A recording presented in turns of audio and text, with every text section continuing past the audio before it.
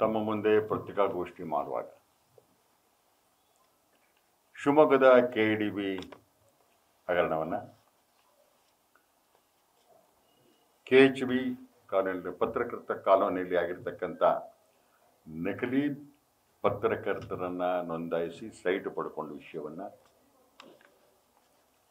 ಆನಂತರ toll gate ವಿಷಯವನ್ನು ಪ್ರಸ್ತಾವ ಮಾಡಿದ್ದೆ ನಾನು.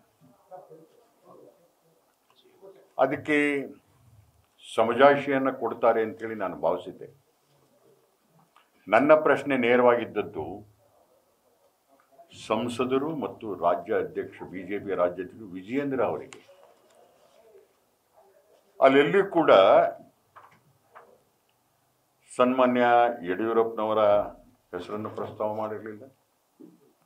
ಒಂದು ಲೈನ್ ಅಪ್ರಿಷಿಯೇಷನ್ ಮಾಡಿದ್ರು ಅವ್ರು, ಹೋರಾಟಗಾರರವರು. ಅವ್ರ ಹೋರಾಟದ ವಿಷಯ ತಗೊಂಡ್ರೆ ರೈತರು ಬಡವರ ವಿಷಯ ತಗೋತಾರೆ ಅನ್ನೋಂಥ ಮಾತು, ಪ್ರಶಂಸೆಯ ಮಾತನ್ನೇ ಆಡಿದ್ದೆ. ಕುಟುಂಬದ ಬಗ್ಗೆ ಏನು ಮಾತಾಡಲಿಲ್ಲ. ಆದರೆ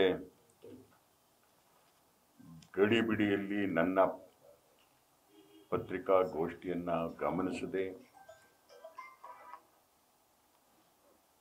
ಸನ್ಮಾನ್ಯ ರುದ್ರೇಗೌಡರು, ಗೆಳೆಯ ಹಾಲಪ್ಪನವರು ಒಂದು ಪತ್ರಿಕಾಗೋಷ್ಠಿಯನ್ನು ಮಾಡಿದ್ದಾರೆ. ಪೂರ್ತಿ ದಾರಿ ತಪ್ಪಿಸುವಂಥ ಪತ್ರಿಕಾಗೋಷ್ಠಿ. ನಾನು ಎತ್ತಿದ ಪ್ರಶ್ನೆಗಳಿಗೆ ಎಲ್ಲಿಯೂ ಉತ್ತರವನ್ನು ಕೊಡಲಿಲ್ಲ ಅವರು. ಬದಲಾಗಿ ಯಡಿಯೂರಪ್ಪನವ್ರ ಬಗ್ಗೆ ಈಗ ಮಾತಾಡಿಬಿಟ್ಟಿದ್ದಾರೆ, ಅವ್ರ ಕುಟುಂಬದ ಬಗ್ಗೆ ಮಾತಾಡಿಬಿಟ್ಟಿದ್ದಾರೆ. ಕ್ಷಮೆ ಕೇಳಬೇಕು ಅವರು ಅನ್ನೋಂಥ ಪ್ರಸ್ತಾವವನ್ನು ಅವ್ರು ಮಾಡಿದ್ದಾರೆ. ಆ ಪ್ರೆಸ್ ಮೀಟ್ ನೋಡಿ ನನಗೆ ಆಶ್ಚರ್ಯದ ಜೊತೆ ಸ್ವಲ್ಪ ಖುಷಿನೂ ಆಯಿತು. ಕಾರಣ ಅಂತಂದರೆ ಕಳೆದ 10 ವರ್ಷಗಳಲ್ಲಿ ಎಂದೂ ಕೂಡ ಯಡಿಯೂರಪ್ಪನವರ ಪರವಾಗಿ ಮಾತನಾಡದಿದ್ದಂಥ ಹಾಲಪ್ಪನವರು ಮೊದಲನೇ ಬಾರಿ ಯಡಿಯೂರಪ್ಪನವ್ರ ಬಗ್ಗೆ ಮಾತಾಡಿದ್ದಾರೆ, ಅವ್ರ ಪರವಾಗಿ. ಹಿಂದೆ ಯತ್ನಾಳ್ ಅವರಾಗಲಿ, CT ರವಿ ಅವರಾಗಲಿ, ಸನ್ಮಾನ್ಯ ಈಶ್ವರಪ್ಪನವರಾಗಲಿ ಅಪಾರ್ಥ ಬರೋ ರೀತಿ ಶೋಭಕ್ಕನ ಬಗ್ಗೆ ಮಾತಾಡೋದಾಗಲಿ, ಇಂಥ ಯಾವುದೇ ಸಂದರ್ಭದಲ್ಲೂ ಕೂಡ ಜೊತೆಗೆ ಯಡಿಯೂರಪ್ಪ ಸಂಕಷ್ಟದಲ್ಲಿ ಇದ್ದಾಗ ಈ ಜಿಲ್ಲೆಯ ಒಬ್ಬರು ಶಾಸಕರು ಸನ್ಮಾನ್ಯ ಯಡಿಯೂರಪ್ಪನವರ ಪರವಾಗಿ ನಿಲ್ಲಲಿಲ್ಲ, ಮಾತಾಡಿಲ್ಲ. ಸೊರಬದವ್ರು ಇರ್ಬೋದು, ಆಗ ಸಾಗರದ ಶಾಸಕರಾಗಿದ್ದಂಥ ಹಾಲಪ್ಪನವ್ರು ಇರ್ಬೋದು, ತೀರ್ಥಹಳ್ಳಿಯ ಜ್ಞಾನೇಂದ್ರ ಇರ್ಬೋದು, ಬಿಡಿ ಶಿವಮೊಗ್ಗದ ಈಶ್ವರಪ್ಪನವ್ರು ಯಾವತ್ತೂ ಅವ್ರ ವಿರುದ್ಧರಾಯಿತು. ಗ್ರಾಮಾಂತರದಲ್ಲಿ ಇರ್ಬೋದು, ಒಬ್ಬರು ಕೂಡ ಯಡಿಯೂರಪ್ಪನವರ ಪರ ಮಾತನಾಡಿದವರೇ ಅಲ್ಲ. ಅಂತ ಎಲ್ಲ ಸಂಕಷ್ಟದ ಸಂದರ್ಭದಲ್ಲಿ ಯಡಿಯೂರಪ್ಪನವರ ಪರವಾಗಿ ಧ್ವನಿ ಎತ್ತಿ ಮಾತಾಡಿದ್ದು ಕೇವಲ ಆಯನೂರು ಮಂಜುನಾಥ್ ಮಾತ್ರ. ಜೊತೆಗೆ ನಮ್ಮ ಹೊನ್ನಾಳಿ ತಾಲೂಕಿನ ರೇಣುಕಾಸ್ವಾಮಿ ಬಿಟ್ಟರೆ ಇಡೀ ರಾಜ್ಯದಲ್ಲಿ ಸನ್ಮಾನ್ಯ ಯಡಿಯೂರಪ್ಪನವರ ಮೇಲೆ ವಾಗ್ದಾಳಿಗಳು ನಡೆದಾಗ ಯಾರೂ ಮಾತಾಡಿಲ್ಲ. ಸಂತೋಷ ಅಂದರೆ ಮೊದಲನೇ ಬಾರಿ ಮಾತಾಡುವ ಉದಾರತೆಯನ್ನು ನಮ್ಮ ಸ್ನೇಹಿತರಾದಂಥ ಹಾಲಪ್ಪನವರು ಮೊದಲನೇ ಬಾರಿಗೆ ಮಾಡಿದ್ದಾರೆ. ಅದರ ಬಗ್ಗೆ ನನಗೆ ಸಂತೋಷ ಇದೆ. ಆದರೆ ಮಾಡಿದ್ರು ಬೇರೆಯವರು ಆಪಾದನೆ ಮಾಡಿದಾಗ ಉತ್ತರ ಕೊಡಲಿಲ್ಲ. ನಾನೇನು ಯಡಿಯೂರಪ್ಪನವ್ರ ಬಗ್ಗೆ ಮಾತೇ ಆಡಲಿಲ್ಲ, ಅವ್ರ ಕುಟುಂಬದ ಬಗ್ಗೆ ಮಾತಾಡಲಿಲ್ಲ. ನಾನು ಮಾಡಿದಂಥ ಭ್ರಷ್ಟಾಚಾರದ ಆರೋಪಗಳು ಏನಿತ್ತು ಸನ್ಮಾನ್ಯ ರಾಘವೇಂದ್ರ ಅವರ ಮೇಲೆ, ವಿಜಯೇಂದ್ರ ಅವರ ಮೇಲೆ, ಅದಕ್ಕೆ ಉತ್ತರಿಸದೆ ದಿಕ್ಕು ತಪ್ಪಿಸುವಂಥ ಪ್ರಯತ್ನವನ್ನು ಮಾಡಿ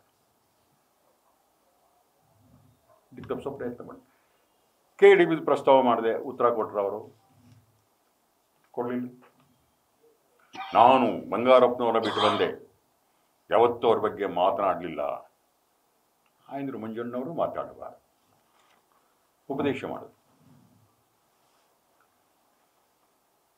ಯಾಕೆ ಮಧು ಬಂಗಾರಪ್ಪನವ್ರ ಬಗ್ಗೆ ಮಾತಾಡಲಿಲ್ವಾ ಹಾಲಪ್ಪನವರೇ? ಕುಮಾರ್ ಬಂಗಾರಪ್ಪನವ್ರ ಬಗ್ಗೆ ಮಾತಾಡಲಿಲ್ವಾ? ಬಂಗಾರಪ್ಪನವ್ರ ಬಗ್ಗೆ ನೀವು ಮಾತಾಡಲಿಲ್ಲ, ಅವರಿಬ್ರು ಮಕ್ಕಳ ಬಗ್ಗೆ ಮಾತಾಡಿದ್ರಿ ತಾನೆ. ಅದೇ ರೀತಿ ನಾನು ಮಕ್ಕಳ ಬಗ್ಗೆ ವಿಜೇಂದ್ರ ರಾಘವೇಂದ್ರ ಬಗ್ಗೆ ಮಾತನಾಡಿದ್ದೇನೆ, ಯಡಿಯೂರಪ್ಪನವ್ರ ಬಗ್ಗೆ ಅಲ್ವಲ್ಲ. ನಿಮ್ಮದೇ ಶೈಲಿ, ನಿಮ್ಮದೇ ದಾಟಿ. ಮಕ್ಕಳನ್ನು ಪ್ರಶ್ನೆ ಮಾಡಿಬಿಟ್ರೆ ಕುಟುಂಬವನ್ನು ಪ್ರಶ್ನೆ ಮಾಡಿದಾಗ, ಯಡಿಯೂರಪ್ಪನವ್ರಿಗೆ ಟೀಕೆ ಮಾಡಿದಾಗ, ನನ್ನಂಥ ಒಬ್ಬ ಸಾಮಾನ್ಯ ಮನುಷ್ಯ ಏನಾದರೂ ಆ ಕುಟುಂಬದ ಬಗ್ಗೆ ಮಾತಾಡೋಕ್ಕಾಗುತ್ತಾ? ಭಾಳ ಸಾಮಾನ್ಯ ಮನುಷ್ಯ ನಾನು. ಸನ್ಮಾನ್ಯ ರಾಘವೇಂದ್ರ ಕೂಡ ಹೇಳಿದ್ದಾರೆ, ನಮ್ಮ ಕುಟುಂಬದ ಬಗ್ಗೆ ಜಿಲ್ಲೆ ಜನತೆಗೆಲ್ಲ ಗೊತ್ತು ಅಂತ. ಆಣೆ ಪ್ರಮಾಣ ಮಾಡೋಕ್ಕೂ ಕರೆದ ಓದ್ದೆ ನಾನೆಲ್ಲೋ ಆಣೆ ಮಾಡುವ ಬದಲಿ. ಎಲ್ಲಾದರೂ ಉಂಟೆ ರಾಜವಂಶ ಅದು. ಶಿವಮೊಗ್ಗ ನಗರದಲ್ಲೇ, ಶಿವಮೊಗ್ಗ ತಾಲೂಕಿನೊಳಗೇನೆ ಒಂದು 500-600 ಎಕರೆ ಇರ್ತಕ್ಕಂಥ ಭೂಮಾಲೀಕರವರು. ಭದ್ರಾವತಿ ತಾಲೂಕಿನಲ್ಲಿ 100 ಎಕರೆ ಇರ್ತಕ್ಕಂಥವ್ರು, ಶಿಕಾರಿಪುರ ತಾಲೂಕಲ್ಲಿ 100 ಎಕರೆ ಇರ್ತಕ್ಕಂಥವ್ರು, ಬೆಂಗಳೂರಿನಲ್ಲಿ 100 ಕೋಟಿ ಬೆಲೆ ಬಾಳುವಂಥ ಆಸ್ತಿ ಹೊಂದಿರತಕ್ಕಂಥವ್ರು, ಮೈಸೂರಿನಲ್ಲಿ ಹೊಂದಿರತಕ್ಕಂಥವ್ರು, ಬಹುಶಃ ವಿದೇಶಗಳಲ್ಲೂ ಇರಬಹುದೇನೋ ಅಂತ ಒಂದು ಶ್ರೀಮಂತ ರಾಜವಂಶದ ಬಗ್ಗೆ ನನ್ನಂಥ ಸಾಮಾನ್ಯ ಮಾತಾಡಕ್ಕೆ ಸಾಧ್ಯ ಇದೆಯಾ? ಟ್ರಸ್ಟ್ಗಳ ಹೆಸರಲ್ಲಿ 100 ಎಕರೆ, ಬೇನಾಮಿ ಹೆಸರಲ್ಲಿ 100 ಎಕರೆ.